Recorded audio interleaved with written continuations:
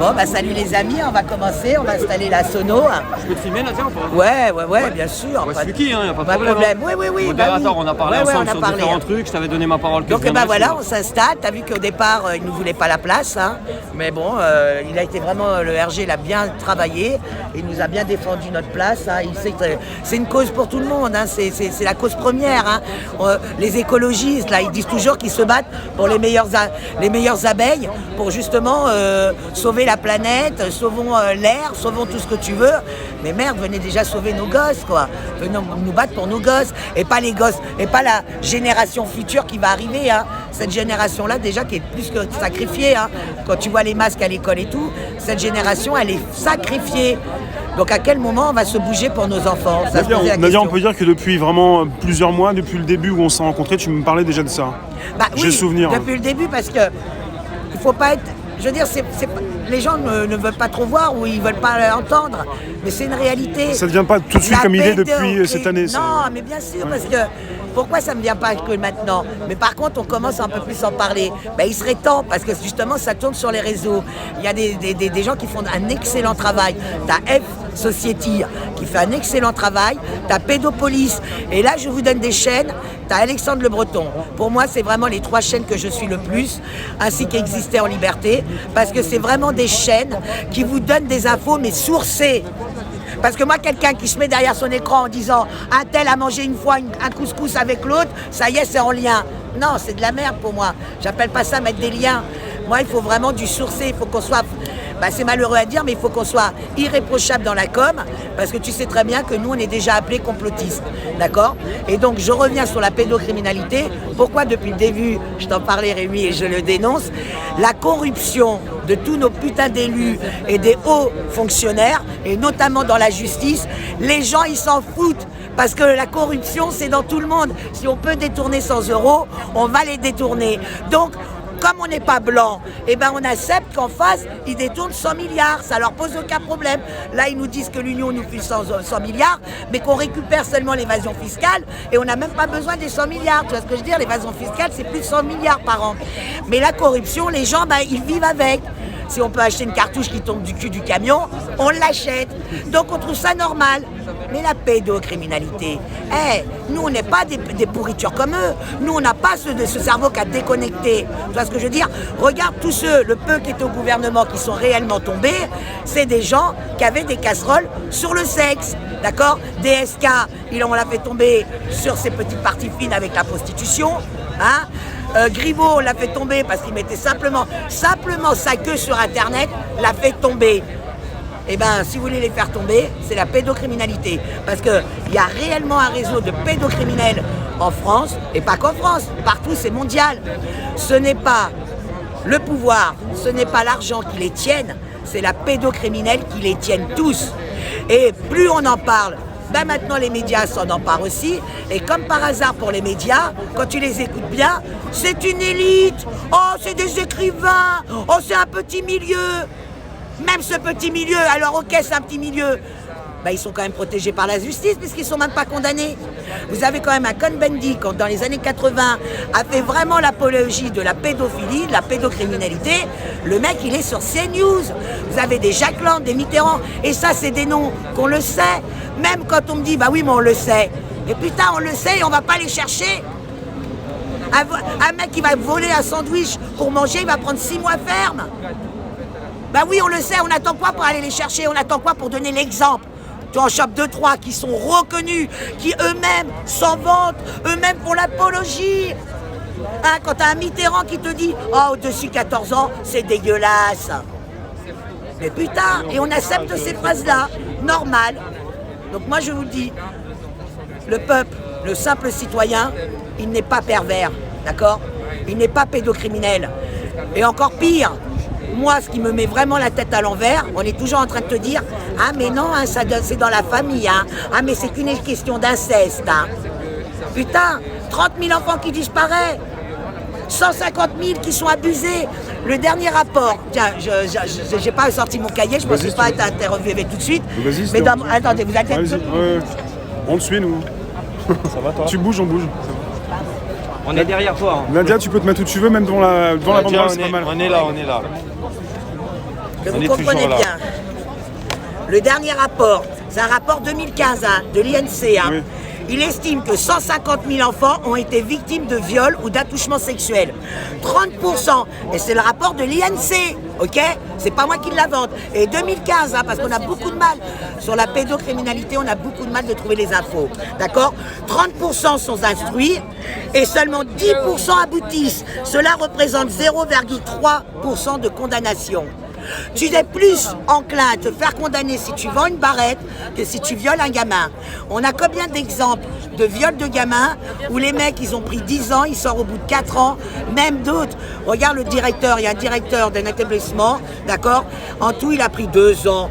3 ans avec 1 an de sursis, ça fait 2 ans. Aujourd'hui, les peines de 2 ans, on peut les aménager. Le mec, il est reconnu par la justice d'abus sexuels. Et pareil, on dit toujours abus sexuels. Pourquoi on dit abus sexuels?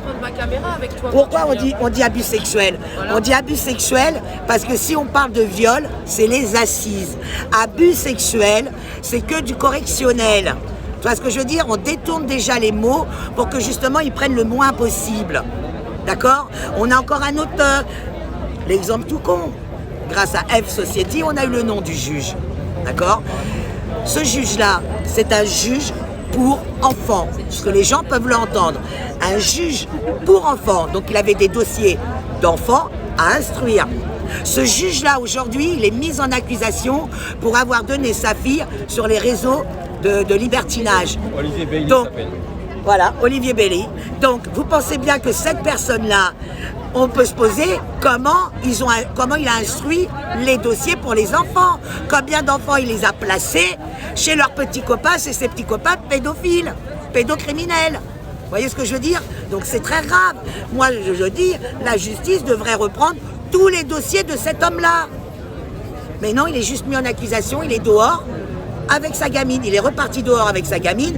Et pendant ce temps-là, vous allez avoir plein de témoignages de mamans, parce que juste il y a eu un divorce avec conflictuel, juste parce que la mère ou le père ne pouvait pas faire face à une fracture, et ben eux on leur prend leurs enfants. Et après ça, pendant des années, ils se battent contre les systèmes. Parce que l'enfant qui a été placé, c'est de la maille, c'est de l'argent, c'est vraiment un pognon dingue. D'accord? C'est des centaines de milliers d'euros, c'est des millions et c'est des milliards. D'accord? Alors ça revient à 7 000. Pour l'enfant, c'est ça. Mais 200, maintenant c'est passé à 140. Mais il faut savoir que pour le département, c'est entre 6 et 7 000 euros par mois pour le département. Donc vous voyez un peu, c'est vraiment de la manne. Donc moi, nous on est là, donc on va s'installer, on va faire le micro et les prises des paroles. Moi je demande surtout, d'ailleurs on fera l'annonce, qu'on respecte bien les parents qui vont prendre la parole, moins de bruit possible. Il faut savoir que c'est très dur pour elles de prendre la parole parce que toutes les mères qui se battent pour récupérer leurs gamins, on leur fait de la pression. Plus elles vont se battre et plus elles vont avoir des dossiers à charge contre elles.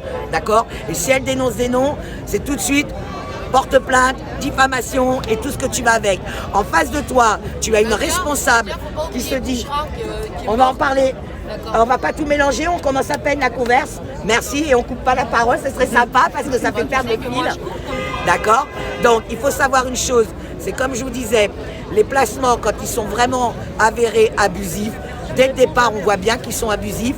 Donc en face de vous, vous avez une référente qui raconte que des mensonges. Si la mère lui dit non, c'est pas vrai, c'est la parole de la mère contre la parole de la référente. Et il faut savoir que tous les juges automatiquement se rangent du côté de l'ASE. Alors que normalement, un juge doit être impartial et un juge doit faire une enquête. D'accord? Et bien, comme ils se disent qu'ils n'ont pas les moyens, automatiquement, ils font des placements. Il se met derrière la référente, d'accord? Et il suffit qu'avec la référente, ça passe pas, et ça vous allez comprendre, hein, on ne peut pas plaire à tout le monde, on ne peut pas s'entendre avec tout le monde. Et si la référente, elle prend la mère en grippe, c'est fini pour la mère. Et après, on va monter en crescendo dans ce que les gens vont prendre la parole. C'est que moi, je travaille, comme tu sais Rémi, moi c'était surtout sur la pédocriminalité, notamment quand Einstein il est tombé l'année dernière, on est passé devant la nuit Foch, on a essayé de faire réveiller, il y avait son appart qui était là, mais comme pour Benalla, il n'y a pas, hein, ils attendent que tout soit déménagé pour venir faire l'enquête. Là encore pire, il n'y a même pas d'enquête. Hein. Non, rien à voir, circuler. On est les seuls en France qui n'a même pas ouvert une enquête sur ça quand même. D'accord ? Donc tu peux dire quelque chose sur la France, je te coupe mais rapidement parce qu'il y a un panneau qui précise que la France, juste le grand panneau juste là. Ouais. Que la France est particulier dans le monde par rapport à la pédocriminalité. Alors la France, elle est vraiment particulière parce que depuis la nuit des temps, c'est une pratique courante. Et donc, les élus, ils sont pas plus choqués que ça. On te fait des commissions. Adrien Taquet, il vient d'ouvrir une commission super, une commission de plus qu'on va payer à nos frères. Et c'est quoi le résultat ? Ils vont te donner 10 propositions qui ne seront jamais appliquées. On ne peut pas demander à une justice soit appliquée quand les hauts fonctionnaires, quand des magistrats, eux-mêmes sont dans la pédocriminalité. Ils ne vont pas condamner le collègue qui bouffe quand même lui. Tu vois ce que je veux dire ? Et c'est pour ça que même quand il y a quelques petites affaires de détournement, comme le Balkany, comme Fillon, qui tombent sur la place publique, les mecs, ils balancent pas quand même leurs copains. Puisqu'en réalité, ça va au-delà de ça. Ça va au-delà de ça. Puis une fois sur deux, ils sont replacés. Quand tu les vois tous, Buzyn, elle est replacée, Castagnère, il est replacé, tout le monde s'est replacé avec une méga enveloppe. Et c'est ça la réalité de notre pays. Et aujourd'hui, on le dénonce. Et on essaye que ça passe dans tous les départements. Ce qui serait vraiment bien, c'est que tous les parents se réunissent par département, parce que c'est dans chaque département qu'il y a ce fléau. C'est vraiment un fléau. Je pensais que les mères, ça leur fait plaisir de faire toutes les démarches. Une fois sur deux, elles ne peuvent même plus bosser, elles sont obligées de quitter le boulot. Parce que quand elles ont leur visite avec leur gamin, ils ne le donnent jamais le week-end, ils te le donnent dans la semaine. Donc, tu es obligé de quitter ton boulot pour t'occuper de ton gamin, de ne serait-ce qu'aller voir la visite une fois tous les 15 jours, pendant presque à peine 1 heure. Donc, ils sont obligés de quitter leur place parce que sinon, ils ne pourront pas avoir les visites. Parce que s'ils ne le font pas, l'ASE te fait un rapport. La maman, elle ne s'est pas présentée à la visite. Ça prouve qu'elle n'est pas intéressée par son gamin. Et de l'autre côté, elle va quitter son boulot et là, la maman, elle n'a pas de revenus, donc il faut garder l'enfant. Tu fais comment ? C'est très compliqué pour les parents, il y a toujours quelque chose qui... Mais c'est plus que compliqué, ça les rend dingues. Moi, je les entends toutes les interviews. Moi, elle me parle, mais ça il les rend dingues. Et là, je reviens pour ce qu'elle disait. Nous avons quand même une maman Bouchra. On fera un moment, 1 minute de silence envers elle. C'est une maman qui se battait depuis des années. Elle a fait 2 AVC, le 2e lui a été fatal. On les pousse à devenir dingues, on les pousse au suicide. Combien de mères se sont suicidées ? D'accord ? Et on vient nous faire chier parce que dans la police, ça se suicide, les pauvres chéris. Oh. Et les mères qui se suicident parce qu'on leur a enlevé injustement leurs enfants. À quel moment on va parler d'elles ? Donc il y a les suicides, et je te dis, regarde, les problèmes de santé, les mères, elles vrillent. Là, la preuve, elle est flagrante. Madame Bouchra, elle est morte de 2 AVC. Le premier, on lui a bien dit, il faut arrêter la pression, sinon le prochain sera fatal. Pour une fois, il y avait un médecin qui était honnête. Parce que oui, effectivement, le 2e a été fatal. Donc à quel moment on va bouger ? Et j'appelle tous les parents, bougez-vous maintenant, parce que ce qui se passe pour ces mères-là, vous allez avec le Covid-19, vous allez la sentir aussi. Vous allez voir quand ils vont venir vous chercher votre gosse. Et là, vous allez pleurer misère. Vous allez sortir dans la rue et vous allez le dénoncer. Mais à quel moment vous bougez en amont ? N'attendez pas que ça vous arrive dans la gueule. Bougez-vous en amont. C'est en amont qu'il faut faire le travail. Et là, je dis... Aidez déjà ces mamans qui sont en grave difficulté. Et là, par contre, je m'adresse aux avocats. Arrêtez, bande de raclures. Certains avocats, ils vont bien se reconnaître, bande de raclures. Vous faites votre thune sur la détresse des mères. Les mères, elles se ruinent. Parce que la plupart te disent « Ah oui, moi je veux bien prendre votre dossier ». Et ils ne prennent pas l'aide juridictionnelle. Elles savent déjà qu'elles sont en difficulté financière. Ils ne prennent pas l'aide juridictionnelle. Mais par contre, ils vont facturer 3 600 €.